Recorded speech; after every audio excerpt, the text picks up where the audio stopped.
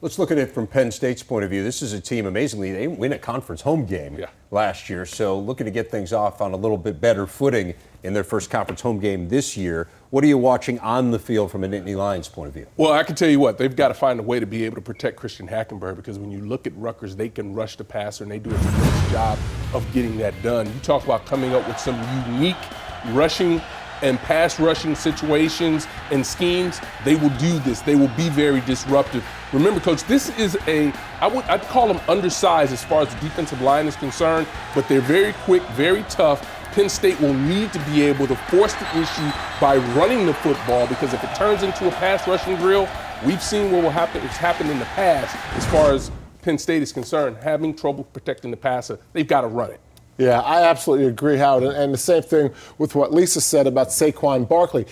Penn State has to put their offensive line in a position to have success in the run game for a lot of the reasons that you just said, Howard. And you just saw Christian Hackenberg in this clip take the ball from underneath center. You know, a spread team's hard to run at a mobile defense like Rutgers that really their best attribute is running, not maybe strength and bulk. So I think the Penn State play calling today will reflect, let's get the tailbacks the ball, maybe Lynch, and let's get them involved in the game. Let's give our offensive line a real chance to have success.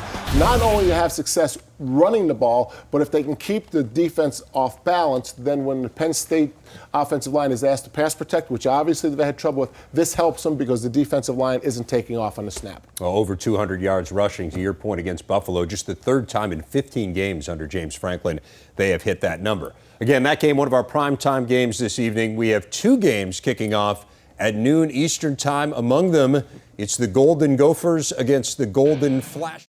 Tell us. Sure. Now, Nebraska won this game, as you'll recall, last year, 41-31 in Lincoln. As we take it on the field today, Howard, what are you watching for? Well, I think I'm going to be watching the defensive side of the football, because they've had some struggles there. And if you're going to go on the road and upset a team or beat a team of the caliber of Miami, you have to be able to play defense and be able to do it well. I think one of the things, as you see here, you're allowing the quarterback to just run.